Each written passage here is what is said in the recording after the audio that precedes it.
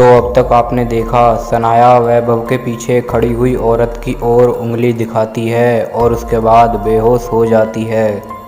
अब आगे वैभव सनाया के मुंह पे पानी छिड़कता है। सनाया अब धीरे धीरे होश में आ रही थी। वैभव कहता है, थैंक गॉड तुम्हें होश आ गया, मैं कितना डर गया था मालूम है तुम्हें। फिर वैभव सनाया का हाथ अपने हाथों में पकड़ते हुए कहता है, तुम किसी की ओर इशारा कर रही थीं, ऐसा क्या देखा तुमने। फिर वैभव ने सनाया को पानी दिया।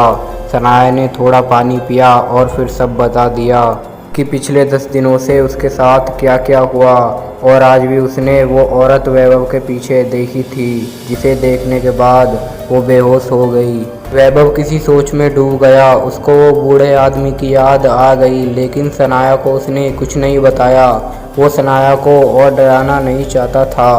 फिर वैभव कहता है, देखो ज़्यादा मत सोचो, थोड़ी देर आराम करो, सब ठीक हो जाएगा।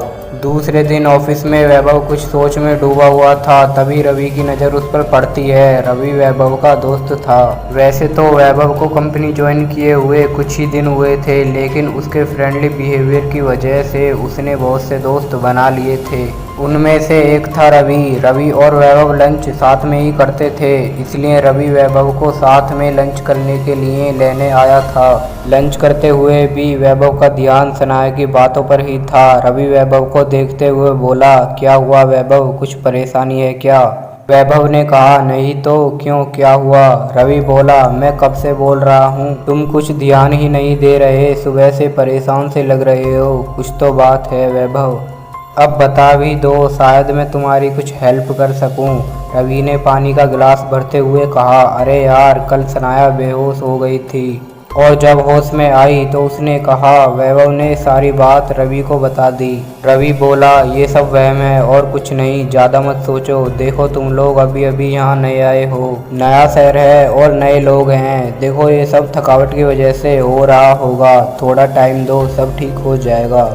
और रही बात उस बूढ़े आदमी की, तो हो सकता है कि वो तुमसे मजाक कर रहा हो। रवि ने शांति से वैभव को समझाया। जवाब में वैभव ने कहा, हाँ मैं सर हिला दिया। वो अभी भी रवि की बातों से पूरी तरह सहमत नहीं था और यह बात रवि भी जान चुका था।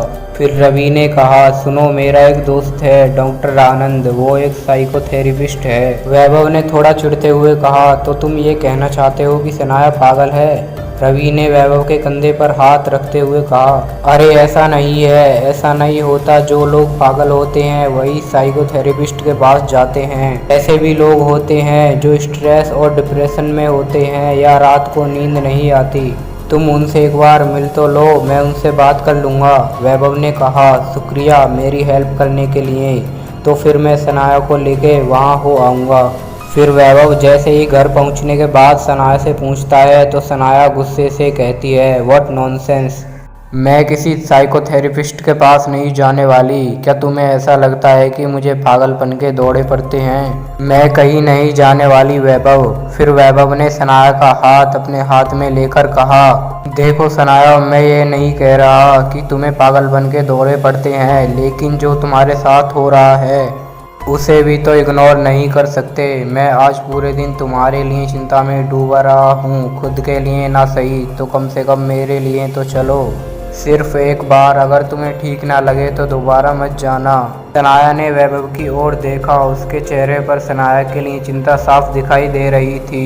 सनाया ने हाँ में सर हिला दिया। वैभव ने कहा, ग्रेट, कल 6 बजे अपॉइंटमेंट है। यह कहकर वैभव अपने बेडरूम में चला गया। दूसरे दिन शाम के 6 बजे वैभव ने एक कैब टैक्सी बुक करवाई थी। फिर दोनों उसमें बैठ गए और कार अपनी तेजी से आगे बढ़ने लगी। वैभव फ़ोन में बिजी था। सनाया ने अपनी साइड की विंड स्क्रीन से नीचे देखा तो दिसंबर की ठंडी प्राकृतिक हवा के झोंके बार बार सनाया को छूकर जा रहे थे। थोड़ी देर के लिए सनाया सब कुछ भूल गई थी। उसने विंड स्क्रीन पूरी खोल दी और अपना चेहरा बाहर निकाल दिया।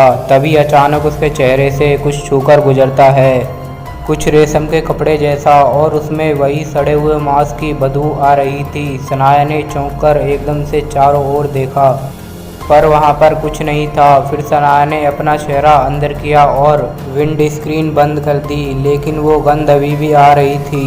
वैभव अभी भी अपने फ़ोन में बिजी था। वो कुछ बताए उससे पहले ही अचानक से गाड़ी रुक गई। ड्राइवर अपने रेयर व्यू मिरर से पीछे देखते हुए बोला, सर निर्मल अर्केड आ गया। फिर वो अंदर पहुंचे। वैभव ने अपना हाथ आगे करते हुए कहा, हेलो डॉक्टर, मैं वैभव, रवि का दोस्त। डॉक्टर ने हाथ मिलाते हुए कहा, हेलो, मैं आपकी प्रतीक्षा कर रहा था। रवि ने आपकी प्रॉब्लम के बारे में मुझे सब बताया था। दोनों सोफे पे बैठ गए और डॉक्टर आनंद डायरी और पेन लेके सामने वाली चेयर पे। फिर डॉक्टर आनंद बोले, हाँ सनाया, मुझे शुरू से बताओ, कब से यह सब कुछ हो रहा है। सनाया ने सारी बात विस्तार से डॉक्टर आनंद को बता दी। फिर डॉक्टर आनंद ने कहा, देखो सनाया, इसमें डरने वाली कोई बात नहीं है। भूत जैसी इस दुनिया में कोई चीज़ नहीं होती है। सनाया, हमारे दिमाग एक मेमोरी चिप जैसा होता है जो देखी हुई सारी बातों को स्टोर करता है। तुमने जो महसूस किया है वो बस तुम्हारे दिमाग का छलावा है और कुछ नहीं। कभी कभी हम जो देखते हैं, पूरे दिन सोचते रहते हैं, वही हमें रात को सपने में भी नज़र आता है।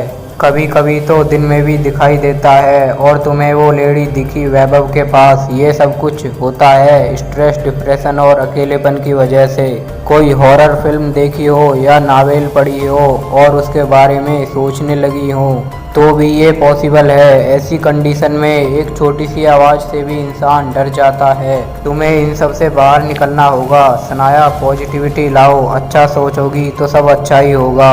वैभव ने पूछा, तो आगे क्या करना है। डॉक्टर ने कहा, मैं मेडिसिन दे रहा हूँ, पर मेरा मानना है कि अगर ये बुरे विचार करना छोड़ दे तो मेडिसिन की कोई ज़रूरत नहीं है। और फिर भी अगर मेडिसिन से कुछ फ़र्क ना पड़े तो हम थेरेपी स्टार्ट कर देंगे। फिर सनाया और वैभव घर जाते ही सो गए थे। रात के 3 बजे जलने की गंध की वजह से सनाया की आंखें खुल गईं। अलमारी के पास 2 पीली आंखें थीं जो उसे ही घूरे जा रही थीं। वो डर गई। उसने रजाई से मुंह पूरी तरह ढक लिया। थोड़ी देर बाद जब उसने रजाई हटाई तो वो औरत बिल्कुल उसके सर के पास बैठी थी और उसे ही घूरे जा रही थी। सनाया कुछ करती उससे पहले ही वो औरत सनाया के ऊपर चढ़कर बैठ गई। औरत ने सनाया के दोनों हाथों को पकड़ लिया। सनाया चीखना चाहती थी और वैभव को भी जगाना चाहती थी, पर उसका पूरा शरीर बुरी तरह से जकड़ा हुआ था। गंध की वजह से सनाया अपने होश खो रही थी। फिर वो औरत सनाया के कान के पास आकर फुसफुसाई। उसने कहा, दुनिया का कोई भी डॉक्टर सनाया मुझे तुमसे नहीं बचा सकता। सनाया की आंखें धीरे धीरे बंद हो गईं। सुबह 7 बजे अलार्म की आवाज़ से सनाया की नींद टूट गई और उसके साथ रात को जो भी हुआ था उसे सब याद आ गया। वो वैभव को बताना चाहती थी, लेकिन उसे पता था कि वैभव इसे दिमाग का वहम बताकर ही टाल देगा। इसलिए वैभव को ना बताना ही बेहतर समझा। ऑफिस में वैभव को सनाया का ख्याल आया तो उसने तुरंत कॉल किया, लेकिन सनाया ने फ़ोन नहीं उठाया। 3 से 4 बार वैभव ने सनाया को कॉल किया, लेकिन सनाया ने नहीं उठाया। वैभव घबराया। वो तुरंत घर की ओर निकला। उसने चाबी से घर को खोला। घर में दाखिल होते ही उसकी नज़र सनाया पर पड़ी और वो आश्चर्यचकित रह गया। फिर वैभव चीखा और सनाया की ओर दौड़ा। आशा करता हूँ कि वीडियो आपको पसंद आई होगी। अगर ये वीडियो आपको पसंद आई तो इस वीडियो को लाइक कर देना और हमारे चैनल को सब्सक्राइब कर बेल नोटिफिकेशन ऑल कर लेना, ताकि ऐसी इंटरेस्टिंग वीडियोस की नोटिफिकेशन आपको सबसे पहले मिल सके। दोस्तों, वीडियो कैसी लगी नीचे कमेंट करके ज़रूर बताना। तो मिलते हैं फिर इस वीडियो के तीसरे पार्ट में। तब तक के लिए bye bye and take care.